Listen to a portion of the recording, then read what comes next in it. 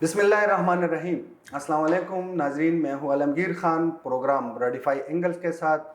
मेरे साथ मौजूद है आज स्टूडियो में सीनियर सहाफ़ी, पेशावर प्रेस क्लब के साबिक नायब सदर और औसाफ डेली औसाफ के ब्यूरो चीफ़ है, DW के साथ भी काम करते हैं, सीनियर सहाफ़ी है फरीदुल्लाह साहब। फरीदुल्लाह साहब, बहुत शुक्रिया टाइम देने। फरीदुल्लाह साहब, आजकल एक तो पूरी दुनिया में एक हलचल जो अमेरिका और ट्रम्प की उसके ईरान के साथ जो क्लैशेस है, लेकिन इसके अलावा पाकिस्तान के इंटरनल जो है यहाँ पे बहुत सारा वो मसले थे, सियासी बहरान था। लेकिन जब से ये मसला आया है ईरान और अमेरिका का, तो इंटरनल जो मसले हैं वो पीछे चले गए हैं। आज एक नई डेवलपमेंट हुई है रावलपिंडी से, जो नई खबर आई है जो पाकिस्तानियों के लिए इसमें बहुत इंटरेस्ट लेते हैं, जो बानी PTI है इमरान खान, उनको आज अडियाला जेल से पिम्स अस्पताल मुंतकिल किया गया था उनकी आंखों के इलाज के सिलसिले में। तो उसी पर बात करेंगे। और दूसरा जो अमेरिका और ईरान के मसले के बाद अब नए हरमुज़ की बंदिश की वजह से और इनके मुज़ाकरात में तातुल की वजह से जो बिजली, गैस, तेल और इनकी मसनूआत में जो इजाफ़ा हो रहा है, उस पर बात करेंगे। सबसे पहले ये फरीदुल्लाह साहब आपसे जानेंगे कि आपकी सियासी एक बसीरत है यहाँ पर, एक ज़माने से आप यहाँ पर पॉलिटिकल जो रिपोर्टिंग है वो भी करते आ रहे हैं। इमरान खान को पिम्स अस्पताल मुंतकिल करना, ये बार बार क्या ये वाकई इलाज के सिलसिले में है या इसके पस पर्दा और भी कुछ हो सकता है, क्या कहेंगे सर? बहुत शुक्रिया।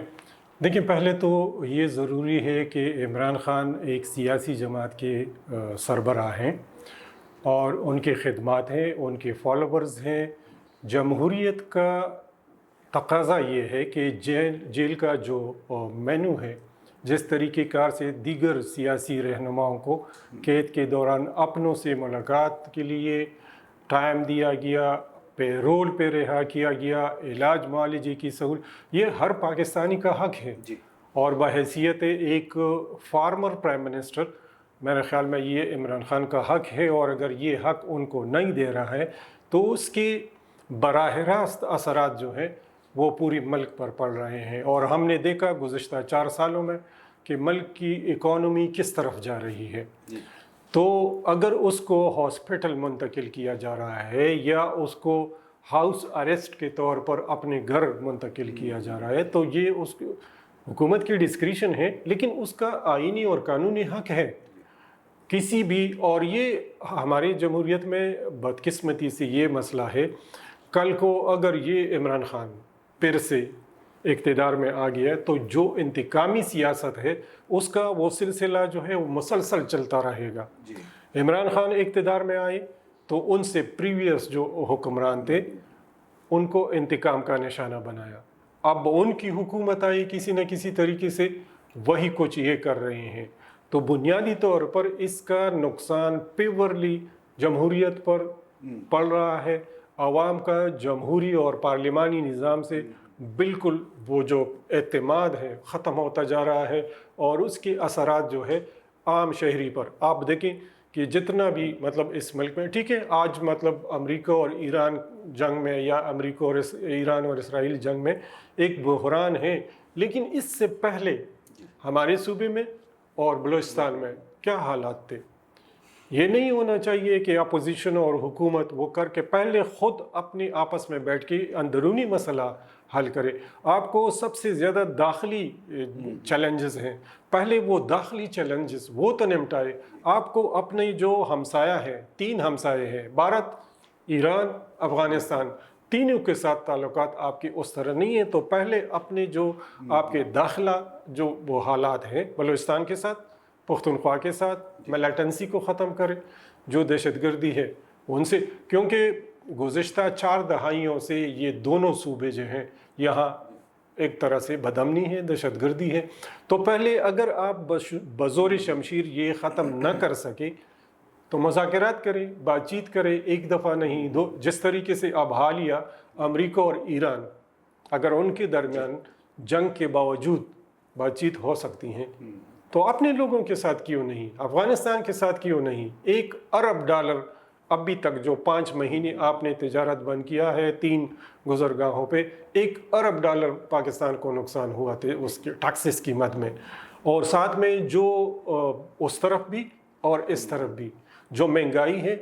ایک طرف حکومتی پالیسیوں کی وجہ سے، اور یہ بھی حکومتی پالیسیاں ہیں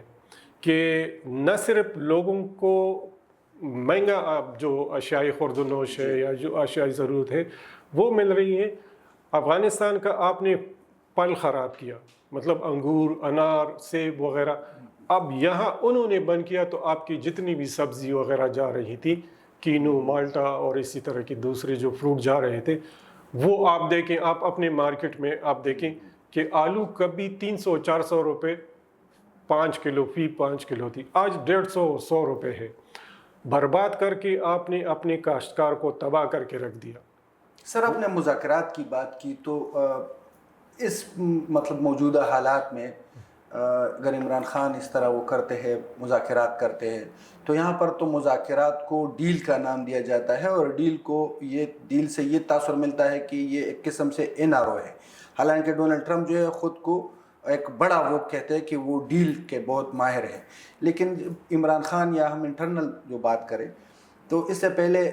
بشرا بی بی کو جب بنی گالہ منتقل کیا گیا تو اس وقت بھی یہ باتیں سامنے آ رہی تھی کہ کچھ بات چیت، کچھ مذاکرات چل رہے ہیں پس پردہ کوئی ڈیل کے سلسلے میں، تو انہوں نے دوبارہ وہ کی کہ ان کو جیل منتقل کیا جائے۔ تو ان حالات میں اگر عمران خان مذاکرات کے لیے آمادہ ہوتے ہیں تو کیا یہ تاثر نہیں جائے گا کہ یہ کسی ڈیل کی طرف بات جا رہی ہے؟ پاکستان میں ہر سیاسی جماعت کچھ نہ کچھ کہیں نہ کہیں یہ ڈیل کر چکے ہیں۔ جی، آپ نام لے، میں بتاؤں گا کہ کون، کس نے، کب۔ یہ جو اس وقت اقتدار میں ہے، ڈیل کر کے یہ باہر نہیں گئے، پھر عوام کے پاس آئے، پھر عوام نے منتخب کیا، الیکشن ہوئے۔ عمران خان کو بھی دیکھیں، کچھ لوگ کچھ دو پہ اس پہ بات ہوگی۔ اب جو عمران خان کو ایج حاصل ہے یا وہ خود کو دوسروں سے ڈیفرنٹ سمجھتے ہیں تو ان میں ایک بات وہ یہ کرتے ہیں کہ وہ ڈیل نہیں کر رہے۔ یہ تو اگر براہ راست بات چیت ہو جی، اور ایک اس طرح ٹیم ہو جس پر عمران خان کو اعتماد ہو، یہ تو ان کا کام ہے کہ وہ کس کو نامینیٹ کرتا ہے کہ جا کے اور ان سے بات کر لے۔ پھر گورنمنٹ کی طرف سے، گورنمنٹ خود مطلب وہ ہے ایک سیاسی جماعت ہے، 2 سیاسی جماعتوں کا ہے، تو اگر ہم دیکھیں تو پیپل پارٹی کی جو آصف علی زرداری ہے، سب سے زیادہ جیل میں تو وہ رہے ہیں، وہ بھی تو کسی نہ کسی طریقے سے باہر نکلا ہے نا، اور ان کی بھی کیسز ختم ہوئے۔ اسی طرح نون لیگ کے جو رہنما ہیں، شہباز شریف ہے، میاں نواز شریف، وہ کیسز تو ادھر ہی پڑے ہیں۔ بالکل۔ کل کو اگر یہ عمران خان اقتدار میں آتا ہے تو کیا وہ ری اوپن نہیں کریں گے؟ تو انتقامی سیاست جو ہے وہ پاکستان میں ہمیشہ سے، بلکہ میں سمجھتا ہوں کہ گزشتہ 4 دہائیوں سے یہ انتقامی سیاست جو ہے وہ پاکستان میں جمہوری نظام بہت کم عرصے کے لیے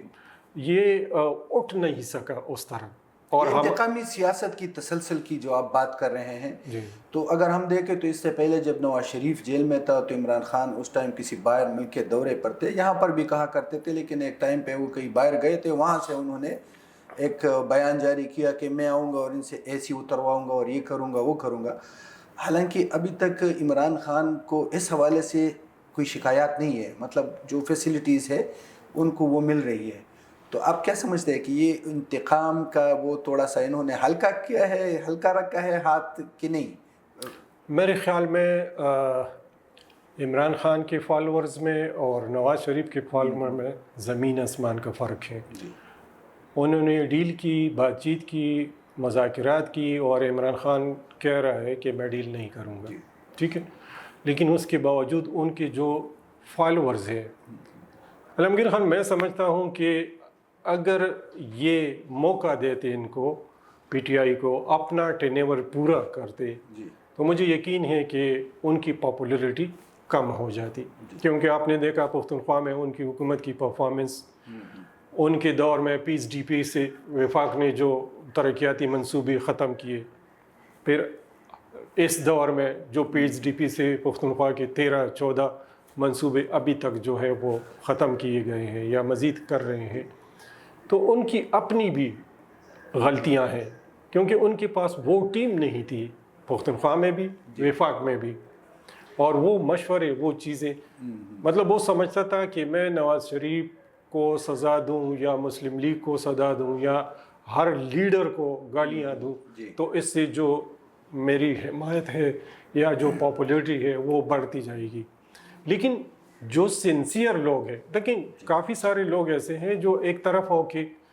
آپ خود دیکھ رہے ہیں یہاں ہماری صوبے میں بہت سارے ایسے ہیں جو شروع سے ان کے پاس تھے لیکن جب وہ جیل چلا گیا اقتدار کا سورج غروب ہوا تو آہستہ آہستہ وہ ایک طرف ہو گئے. جی سابق چیف منسٹر محمود خان دیکھیں یا دیگر جو ان کے منسٹر تھے وہ دیکھیں. میرے خیال میں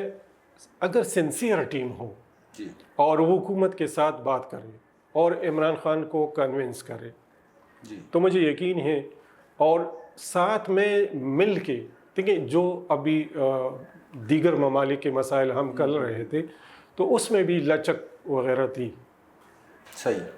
تو اس میں بھی حکومت بھی اور کچھ ان کو بھی لچک دکھانی چاہیے تب جا کے جمہوریت کا پارلیمانی نظام کا تب جا کے عوام کو فائدہ ہوگا. اب آپ مذاکرات یا ٹیم میں کوئی ایسے لوگ ہو سینسیئر ہو یا کچھ پختگی رکھتے ہوں بات چیت کر سکتے ہوں. پی ٹی آئی ایک بڑی پارٹی ہے ان کی بھی بہت بڑی لیڈرشپ ہے ان کے پاس عمران خان کے علاوہ جو اب باہر ہے جیلوں سے. اس کے علاوہ محمود خان اچکزئی کو بھی انہوں نے وہ اپنے ساتھ ملا لیا ہے. تو کیا ان میں ایسے اشخاص یا ایسا کوئی شخص نہیں ہے جو یہ بات چیت کر سکے مذاکرات کر سکے کوئی بات کو آگے بڑھا سکے؟ پہلے تو یہ ہے کہ دیکھیں کہ جو دیگر سیاسی جماعتیں ہیں جو اس وقت اقتدار سے باہر ہیں ان کو سوچنا چاہیے اس بارے میں اور آہستہ آہستہ اگر آپ نے نوٹ کیا ہو تو دیگر سیاسی جماعتیں بھی کیونکہ وہ خود آگے جا کے دیکھتے ہیں کہ اگلا نمبر شاید ہمارا ہوگا. جس طرح یہ اسٹیبلشمنٹ کے قریب جانے اور اقتدار میں آنے کی وہ کرتے ہیں کوشش کرتے ہیں اسی طرح ان کو بھی یہ پتہ ہے کہ کل کلا کو یہی ہمارا بھی حال ہوگا. تو میری نظر میں ایک تو یہ ہے کہ جو پارلیمنٹ سے باہر ہے یا پارلیمنٹ کے اندر ہے سیاسی جماعتی وہ اسی طرح کا ایک جرگہ یا ایک کمیٹی بنا کے اور فریقین سے بات چیت کرے. امریکہ اور ایران الگ الگ ملک ہیں پاکستان نے ثالثی کا کردار ادا کیا تو اسی پیٹرن پہ اگر پاکستان کے سیاسی جماعتوں کے قائدین یا وہ لوگ جو جرگہ اور اسی طرح کے ثالثی کے ماہر ہوں وہ جا کے بات چیت کرے اور بات چیت کا کوئی نہ کوئی حل ضرور نکلے گا. بھلے تھوڑا سا ریلیف ہو اس کو جیل سے شفٹ کر کے اپنے گھر شفٹ کرے یا مطلب جو بھی ہو تو آہستہ آہستہ سٹیپ بائی سٹیپ تاکہ اس کی جو ایگو ہے وہ بھی ہرٹ نہ ہو جائے ان کی جو پاپولیرٹی وہ بھی نہ اور ساتھ ساتھ میں جمہوری مطلب آپ سمجھ کے کہ ہر طرف ون ون سچویشن ہو اور یہ حکومت بھی مطلب کمزور وکٹ پہ کہ ہم مطلب دباؤ میں دیکھیں حکومت کو ان کے پاس تو یہ موقف بالکل ٹھیک ہے کہ ہم تو دباؤ میں نہیں آئے کیونکہ انہوں نے یہ بھی کیا وہ بھی کیا اسلام آباد بھی لاہور بھی کراچی میں بھی اور پختونخوا تو آئے روز ان کے احتجاج ہے تو حکومت تو اس لحاظ سے ان کا تو وہ تو کمزور وکٹ پہ نہیں ہے. یہ جو لوگ ہیں ان کی جو لیڈرشپ ہے ان کو چاہیے کہ اپنی لیڈر کو کم از کم وہ کرے کیونکہ دیکھیں آئسولیشن ایسی چیز ہے کہ یہ انسان کی جو عمر ہے وہ کم کر دیتی ہے. یہ سب سے بڑی سزا ہے آئسولیٹ کرنا اور اگر وہ اسی طرح آئسولیشن میں ہو تو ان کی جو دیگر اور ایک بات اور کیا وہ زرداری والی وہ جو بات آپ کہہ رہے کہ 2 سال بعد جیل پوچھتی ہے دیکھیں ان کا حوصلہ مطلب میں سمجھتا ہوں کہ اس وقت اگر پولیٹیکل ویژن کی بات کی جائے تو میری نظر میں چند ایک میں سے ایک آصف زرداری بھی ہے جو پازیٹیو سیاست اور جو ثالثی کا وہ کرتے ہیں اور اگر آپ کو یاد ہو تو انہوں نے بار بار ان کے دور میں بھی انہوں نے آفر کی تھی کہ آئیے مل کر اس ملک کے جو مسائل ہیں جو دیرینہ مسائل ہیں تو ایسے لوگ ہیں اب بھی محمود خان اچکزئی آپ نے ذکر کیا وہ ہے آفتاب احمد خان شیرپو ایسے لوگ ہیں اب بھی کہ وہ بات کر کے اور بہترین بات کر سکتے ہیں. مطلب وہ جس طرح ہم کہتے ہیں نا کہ کچھ آپ آگے آ جائیں کچھ یہ آگے آئیں گے مطلب پیچھے ہٹنے کی بجائے اگر آپ دونوں ایک ایک سٹیپ آگے آ جائیں تو بات ختم ہو سکتی سر ہے. یہ اس حوالے سے اگر ہم مطلب اس کا نچوڑ نکالیں، پی ٹی آئی شروع میں عمران خان کہا کرتا تھا کہ وہ بات کریں گے تو صرف اسٹیبلشمنٹ کے ساتھ بات کریں گے. وہ بات چلتے چلتے مطلب اس وقت اسٹیبلشمنٹ بھی بات کرنا چاہ رہی تھی، لیکن چونکہ ان سے ایک یہ بھی ایک ان کو ڈر ہے کہ ان سے کوئی بات کر لے تو یہ عام پبلک میں بھی وہ بات کرتے ہیں، تو وہ کسی تھرڈ پارٹی یا تھرڈ جو لیڈرشپ ہے اس کے ذریعے بات کرانا چاہتے تھے. اس وقت عمران خان اڑا ہوا تھا، وہ مین جو لیڈرشپ ہے ان سے بات کرنا چاہتے تھے. اب جو ہے اسے لگ رہا ہے کہ پی ٹی آئی جو ہے وہ بات کرنا چاہتی ہے، لیکن اس وقت اسٹیبلشمنٹ انٹرسٹڈ نہیں ہے اس طرح کی، یا ان کی کنڈیشن پہ بات نہیں ہو رہی. تو اب کیا سمجھتے ہیں سر کہ یہ پی ٹی آئی کا جو مستقبل ہے کیا نظر آ رہا ہے آپ کو، عمران خان کا خصوصی طور پر؟ اب کیا سمجھتے ہیں کہ مطلب ان کی رہائی کا کوئی امکانات ہے کہ نہیں، ابھی جو ہے یہ معاملہ دور ہے؟ اس طرح آپ دیکھیں کہ اگر آپ نے بلدیاتی الیکشن دیکھیں، جی اس کا رزلٹ سامنے آیا. بالکل. آپ نے بائی الیکشن میں بھی دیکھا. یہ سلولی گریجولی اگر لیڈرشپ نہیں ہے تو ڈیفینیٹلی پارٹی جو ہے وہ ڈکلائن پہ جائے گی. لوگ اور یہاں عمران خان ہی پی ٹی آئی ہے اور پی ٹی آئی ہی عمران خان ہے، مطلب ان کے گرد سارا کچھ وہ کر رہا ہے. اب مسئلہ یہ ہے کہ اس میں عمران خان نے ایک یہ وہ کی کہ مطلب ہر کسی کو انہوں نے اپنے قریب لایا، لیکن جو مخلص لوگ تھے، جو بعض ایسے تھے جو صحیح معنوں میں نام لوں گا، جہانگیر ترین ایک ایسا بندہ تھا جو دن رات ان کے ساتھ کام کرتا تھا. اینڈ سو مینی ادر، بہت سارے ایسے تھے جو ہر لحاظ سے ان کا ساتھ دے رہے تھے، لیکن جن کی بہت زیادہ کم حیثیت تھی وہ بڑھانے کے لیے وہ جو اصل لوگ تھے ایک ایک کر کے وہ ان سے دور ہو گئے، ہوتے گئے اور آخر میں آج ابھی جو آپ نے کہا کہ ان کی رہائی کے حوالے سے میں سمجھتا ہوں کہ یہ جو دیگر سیاسی جماعتیں ہیں اسٹیبلشمنٹ کی بجائے، جو مطلب براہ راست اسٹیبلشمنٹ سے بات کرنے کی بجائے اگر یہ دیگر سیاسی جماعتوں کی کوئی کمیٹی، کوئی جرگہ اسٹیبلشمنٹ سے بات کر لے، پھر ان سے بات کر لے، اور پھر اسٹیبلشمنٹ کی حکومت اور اسٹیبلشمنٹ دونوں ایک پیج پر ہیں، تو ان سے بات کر کے اور پھر ان سے بات کر لے. میرے خیال میں 2-3 میٹنگز میں یہ مسئلہ حل ہو سکتا ہے اگر حل کرنا چاہے، اور اسٹیبلشمنٹ بھی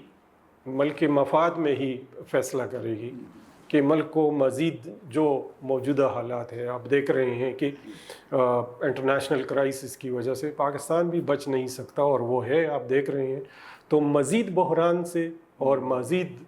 اس ملک کو اور اس عوام کو اس میں ڈالنے، امتحانات میں ڈالنے سے بہتر یہی ہوگا کہ پہلے اپنے گھر کو سنبھالے اور اس کے بعد پھر جاہد دوسروں کے درمیان صلح و صفائی. کیا اس میں ایک وجہ یہ بھی ہے کہ عمران خان پر کوئی ٹرسٹ نہیں کرتا کہ مطلب وہ بات سے مکر جاتے ہیں؟ یہ بھی ایک وجہ ہو سکتی ہے. بالکل یہ ایک وجہ ہے. جو دیگر سیاسی جماعتیں ہیں ان میں سے دیکھیں، ایک تو یہ ہے کہ لوگ دیکھتے ہیں پیچھے بھی جماعت اسلامی ان کے پاس اقتدار میں تھی، اگر آپ کو یاد ہو فرسٹ ٹینیور میں 2013 سے پختونخوا میں جو قومی وطن پارٹی ان کے ساتھ اتحادی تھی،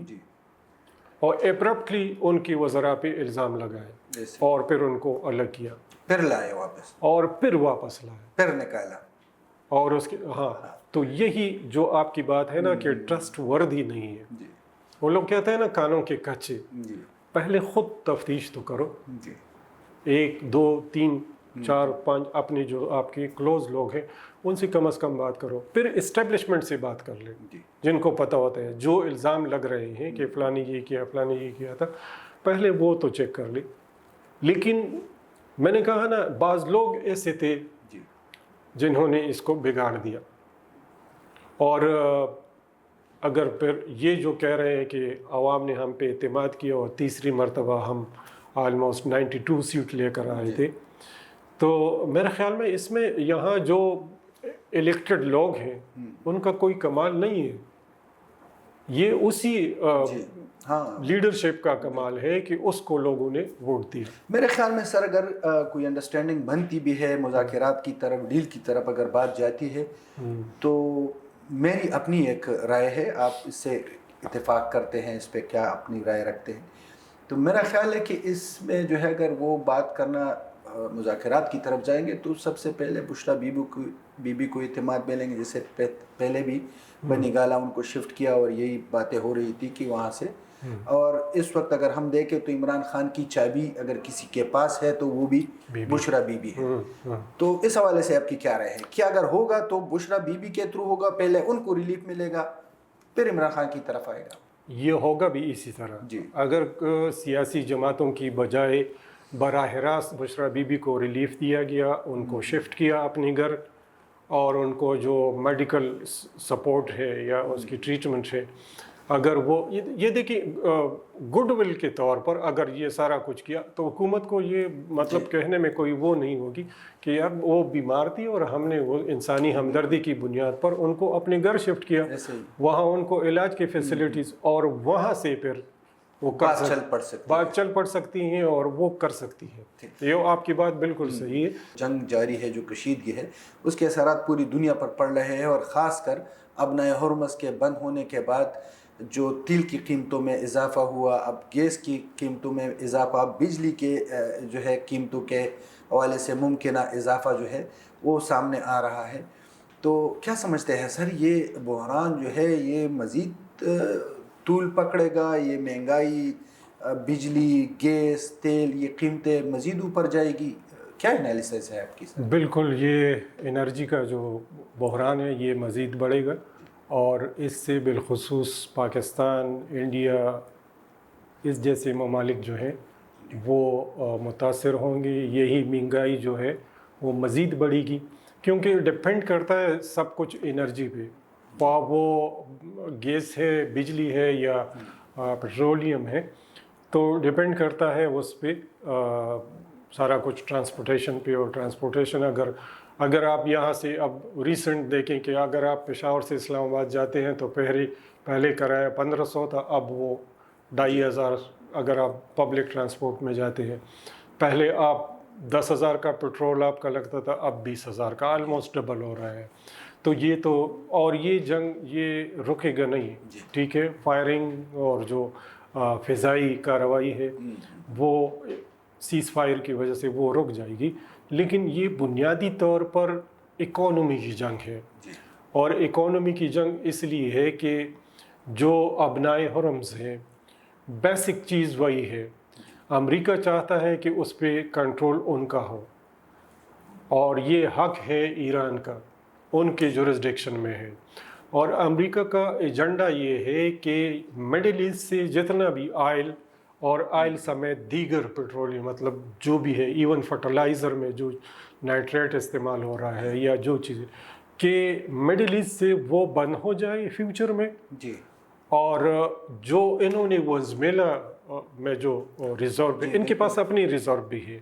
لیکن یہ اپنی ریزرو استعمال نہیں کریں. وینزویلا میں بھی بہت وہ انرجی, تیل بہت زیادہ ہے, پوٹینشل مڈل ایسٹ کے برابر ہے. تو ان کا ایجنڈا میری نظر میں, شاید میرا یہ خیال ہے کہ ان کا جو ایجنڈا ہے, ایک تو یہ ہے کہ نیٹو کے ممالک ان سے آہستہ آہستہ پیچھے جا رہے ہیں, اور نیٹو کے اتحادی ہونے کی وجہ سے جو کچھ انہیں مل رہا تھا وہ نیٹو ممالک کے جانے سے, جس طرح میلونی ان کے خلاف اٹھی تو پھر دوسرا تیسرا فرانس اور دیگر جو نیٹو کے ممالک ہیں, آہستہ آہستہ وہ جا رہے ہیں. دو چیزیں اب ذہن میں رکھیں, ایک تو یہ کہ طاقت کا جو توازن ہے وہ چینج ہو رہا ہے. مڈل ایسٹ سے جو امریکن اڈے ہیں وہ آہستہ آہستہ وہ ریپلیس ہوں گے پاکستان میں بھی, پاکستان یا کسی دوسری یا ترکی, دیگر ممالک کو وہ اپنی جو سیکیورٹی کی وہ ہے وہ دیں گے. اس کے مقابلے میں آپ دیکھیں کہ امریکہ کا جو ایجنڈا ہے کہ یہ تیل ہورمز بند ہو جائے یا ہورمز پہ ان کا بھی حق ہو, لیکن تیل وہ وینزویلا سے اٹھا کے اور جو نیٹو ممالک ہے ان ممالک کو وہ تیل سے, یہ یہاں تک کہ جاپان کہ جاپان سب سے زیادہ جو ہے مڈل ایسٹ سے تیل لیتا ہے، پھر دیگر جو ممالک ہے وہ بھی ہورمز کے راستے ان کا، اگر یہ وینزویلا کا تیل جو ہے امریکہ کے پاس ہے تو یہ ان کا ایجنڈا یہ ہے کہ یہ یورپ کے ممالک تو وہ ان کے بانڈز بھی خریدیں گے اور ان کا تیل بھی خریدیں گے، یہ سلسلہ چلتا رہے گا بھلے نیٹو ختم ہو جائے، لیکن یہ ان کے جو بنیادی ایجنڈا ہے میری نظر میں۔ تو ٹھیک ہے، امریکہ نے اسرائیل کے کہنے پر یا ان کا ساتھ دیتے ہوئے وہ جنگ میں حصہ لیا، لیکن اگر آپ دیکھیں جنگ بندی کا جو پہلا پوائنٹ تھا اس میں یہ تھا کہ لبنان پہ جو بمباری ہے وہ بند ہو جائے، لیکن آپ دیکھیں آج بھی ہے، کل بھی ہوئی ہیں اور وہ سلسلہ اب بھی جاری ہے، اور وہ جو اپنا ایکسٹینشن ہے علاقے قبضے کرنا وہ ابھی تک جاری ہے۔ تو ایک طرح سے یہ جو جنگ ہے وہاں جاری رہے گی، اور یہاں جو اکانومی کی جنگ ہے وہ کبھی بھی نہیں، مطلب تو ٹرمپ جو ہے وہ تو ان کے بیانات الٹے سیدھے، کبھی چینج یو ٹرن کا ماسٹر بھی سمجھا جاتا ہے، لیکن انہوں نے جیسے اپنے وینزویلا کا ذکر کیا، انہوں نے کہا کہ ہمارے پاس اپنا بھی تیل ہے اور یہ وینزویلا کا بھی اب آ گیا، اور یورپ کے حوالے سے بالخصوص نیٹو کے حوالے سے انہوں نے بھی یہ بھی کہا تھا کہ وہ جن کا اس سے رصد ہے وہ اپنا بندوبست خود کر لے۔ اس سے پہلے انہوں نے یورپ کو کہا تھا کہ اپنی سیکیورٹی کا بھی بندوبست کر لے۔ تو یہ جو ممالک ہے اور خاص کر اب مڈل ایسٹ اس سے بہت متاثر ہو رہا ہے، کیونکہ سعودی عرب کا ڈپینڈنٹ وہ بھی اپنے ہرمز پر وہ ڈپینڈنٹ ہے، تو وہ کہتے ہیں کہ مطلب امریکہ کا تو اس سے کوئی سچ مسئلہ نہیں ہے ان کے پاس، حالانکہ وہاں پر بھی فیول میں اضافہ ہو رہا ہے لیکن دوسرے ممالک کی نسبت یا کم ہے، یا وہاں پر جو ہے وہ سبسڈی دیتے ہیں۔ تو یورپ تو آلریڈی اس حوالے سے خاص کر نیٹو کے جو ممالک ہے وہ بھی ان سے ہاتھ کھینچ رہے ہیں، لیکن ان کے پاس کیا حل ہوگا اس وقت؟ دیکھیں سب سے زیادہ تو یورپ ہی متاثر ہوگا، اور اس کی وجہ جو جیٹ فیول ہے وہ اتنا مہنگا ہو گیا ہے کہ اب مشکل ہو جائے گا ان کے لیے فضائی سفر، فضائی جو ان کی ایئر لائنس ہے، ایک تو یہ، دوسری اس کا ادراک بہت پہلے سعودی عرب کو ہوا تھا، اور اگر آپ کو یاد ہو تو وہاں کی رولرز نے ٹورزم کو پروموٹ کرنا شروع کیا تھا، اور اس میں ایون بھارت کو انوالو کیا تھا، نیوم سٹی انہوں نے وہ کیا، اور آپ نے دیکھا ہوگا کہ اس پہ کافی حد تک 2030 تک وہ کہہ رہے ہیں کہ یہ پورا مکمل ہوگا، اور آپ کافی وہاں دیکھیں تو بہت زیادہ کام ہوا ہے، آلموسٹ 50% سے زیادہ۔ ان کو بھی احساس تھا کہ اے ڈے ول کم کہ ان کے پاس جو آئل کی دولت ہے یہ آہستہ آہستہ دو چیزیں تھیں، ایک تو یہ سچویشن اچانک آ گئی، دوسری بات کہ جو الیکٹرک گاڑیاں بن رہی تھی بہت تیزی سے، اور جو لیتھیم کے ذریعے جو ٹرانسپورٹ وہ چل رہے تھے، تو ان کو خدشہ تھا کہ ایسا نہ ہو کہ یہ، تو انہوں نے متبادل وہ شروع کیے۔ تو سعودی عرب کو تو سچ میرے خیال میں ان کے دوسرے سورسز بہت زیادہ ہے، آپ کو پتہ ہے کہ ان کا سب سے جو بڑا انکم ہے وہ کہاں سے ہے۔ باقی دنیا کی، یورپ کی، تو علمگیر خان اگر ایک ضمنی، تھوڑا سا میں ضمنی بات کروں، اگر ٹرمپ اس میں کامیاب ہو گیا کہ وینزویلا کا تیل جو ہے وہ لا کے اور ابنائے اورمز کو بند کر کے امریکہ کو وہ کر دیا دے، امریکہ نے یورپ کو تیل کی سپلائی شروع کی، تو یہ ہیرو ہوگا۔ ادروائز اگر یہ نہ ہوگا تو امریکہ اس وقت اس 5th سٹیج پہ ہے جس سے رشیا، برٹش اور اسپین گزرے ہیں۔ اسپین کو 80 سال لگ گیا اس کے کولیپس ہونے پہ، برٹن کو تقریباً 40 سال لگے، اور رشیا تو USSR تو 10 سال کے اندر ہو گیا۔ تو اگر یہ منصوبہ ان کا ناکام ہو گیا تو یہ 5th سٹیج پہ پہنچ چکے، اس کے 7 یا 8 سٹیج ہوتے ہیں، 5th سٹیج پہ یہ پہنچ چکا ہے۔ آپ نے دیکھا کہ اس جنگ کے دوران ہر سٹیٹ میں ملین لوگ نکل آئے، تو اگر یہ 5th سٹیج اس پہ ڈیپینڈ کرتا ہے، اگر یہ کامیاب ہو گیا تو ویل اینڈ گڈ، اگر نہیں تو 6 اور 7 سے پھر اس USA کو کوئی نہیں بچا سکے. مطلب یہ جو چل رہا ہے اور ٹرمپ نے اس میں تھوڑی سی تیزی بھی لائی ہے, وہ اگر جیت جاتا ہے جیسے آپ نے کہا تو پھر تو ہیرو ہوگا, لیکن اگر وہ جیت نہیں جاتا جیسے آپ نے کہا کہ ففتھ سٹیج ہے, تو کیا یہ پھر امریکہ کی آخری سینچری ہوگی؟ دیکھیں اس نے شروع میں کہا تھا کہ ہم کینیڈا کو بھی اپنا ایک سٹیٹ وہ کر لیں گے, اسی طرح دیگر جو اور اس کے فوراً بعد جو اس کے خلاف وہ اقدامات شروع کیے ونزویلا کے خلاف نا, تو پلاننگ ان کی یہی تھی, کولمبیا کی بھی وہ بات, کولمبیا کی بھی. اور ایک سٹیج اس میں آپ دیکھیں کہ جو میں سٹیجز کی بات کر رہا ہوں اس میں ایک سٹیج اس طرح ہوتا ہے کہ بہت سارے ممالک میں تقریباً 28 ممالک میں غالباً 28 یا سم تھنگ, مجھے ایگزیکٹ فگر یاد نہیں ہے, کہ ان کے اڈے ہیں ایک طرح سے, اور پھر اس کو مینٹین کرنا کسی ملک کے لیے بہت زیادہ مشکل ہوگا. 39 کے قریب ٹریلین کے قریب ان کے اوپر قرضہ ہے, مقروض ترین ملک ہے. تو اگر یہ سلسلہ چل پائے, دیکھیں اب یہ آہستہ آہستہ خود ہی ایگری ہوں گے کہ UAE بھی اپنے لوگوں کو واپس بلائیں گے, کیونکہ وہ خرچے اتنی زیادہ ہے کہ US کے جو لوگ ہیں عام سٹیزنز ہیں, اب وہاں گئے ہیں, آپ نے دیکھا ہے کہ وہاں زندگی کتنی مشکل ہے. خود پیرنٹس اپنے بچے کو کہتا ہے کہ بس آپ 18 سال کے ہو گئے, نکلو ہم کمرہ کرائے پر دے رہے ہیں. پاکستان میں یا کسی اور ملک میں اس طرح کی سچویشن نہیں آئی, اور یہ صرف ان کی جو پالیسی ہے, جو خارجہ پالیسی ہے, اس کی وجہ ہے, جنگ کی پالیسی ہے. تو آپ دیکھتے ہیں, انتظار کرتے ہیں. فرید اللہ صاحب وہ جو کہتے ہیں کہ جب خود پہ آ جاتی ہے تو پھر بندہ دوسروں کو بھول جاتا ہے, تو اب پاکستان میں جو صورتحال ہے, دنیا میں تو یہ جنگ چل رہی ہے, یہاں پر ہماری حکومت کے پاس اس طرح اس کے نمٹنے کے لیے, اس کی روک تھام کے لیے کوئی پلان تو ابھی تک نظر نہیں آ رہا. بلکہ اگر ہم دیکھیں تو جیسے ہی جنگ چھڑ گئی تو انہوں نے تیل اضافہ کر دیا, تیل کی قیمتوں میں, حالانکہ اس وقت ان کے پاس پرانا تیل پڑا تھا جو پرانے نرخ پہ ریٹ پہ خریدا تھا انہوں نے, اور اب تو انٹرنیشنلی مہنگا ہو گیا ہے, تو اب تو ان کو تو ایک بہانہ مل گیا ہے. تو کیا سمجھتے ہیں پاکستان میں اس وقت جو ہے اس بحران سے کیسے نکلے گا؟ دیکھیں ان کے پاس کوئی ویژن ہی نہیں ہے, اپنے لوگوں کو چمڑا. اب دیکھیں نا, اب ریسنٹلی انہوں نے کیا کہ سولر سسٹم پر بھی آپ ٹیکس لگائیں. ایک طرف آپ 50 اور 53 روپے فی یونٹ عام ڈومیسٹک بجلی دے رہے ہیں مجھے. سیکنڈلی میں اگر اپنے پیسوں پہ خرچ کر کے اور اپنا آپ کے ادارے پہ بوجھ کم کر رہا ہوں. 50% آپ دیکھیں پشاور کی پوش ایریا ہے حیات آباد, آلموسٹ 80% جو لوگ ہیں, کیونکہ ہر کوئی 30,000 اور 40,000 کا بل تو نہیں پے کر سکتا. آپ اس وقت دیکھیے کہ پوری دنیا میں جو پر کیپٹا انکم ہے وہ سب سے کم پاکستان کا ہے, کیونکہ اگر آپ کی تنخواہ 1 لاکھ ہے تو آپ کی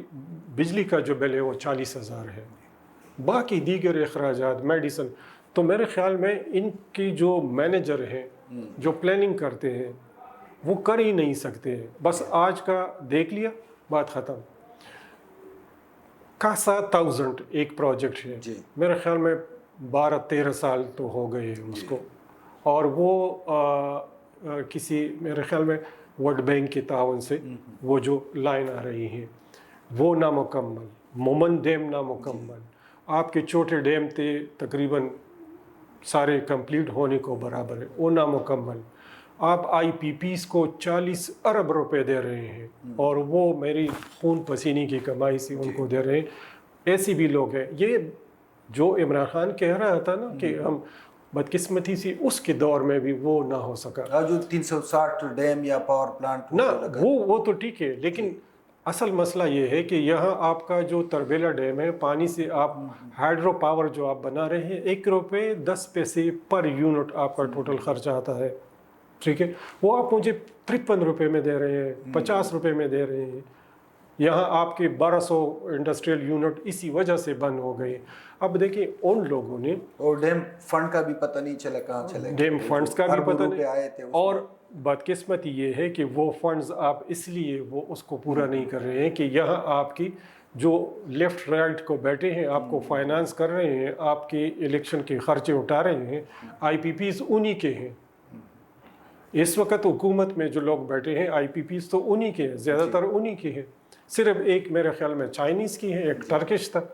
اور باقی سارے ان کی ہیں. وہ بجلی بنائے بغیر یہ پیسے لے رہے ہیں. ہونا تو یہ چاہیے عمران خان کے دور میں بھی یہ توقع تھی کہ یہ معاہدے ختم کر کے, اور جو پروپوز ڈیم ہے جس کی فیزیبلٹی تیار ہے, 356 ڈیموں کا وعدہ کیا تھا, ہونا تو یہ تو وہ ڈیم, ان ڈیموں کا افتتاح کیا جو این پی اور پیپل پارٹی کے دور میں, مچئی ڈیم ان کے دور میں پورا ہوا, دیگر جو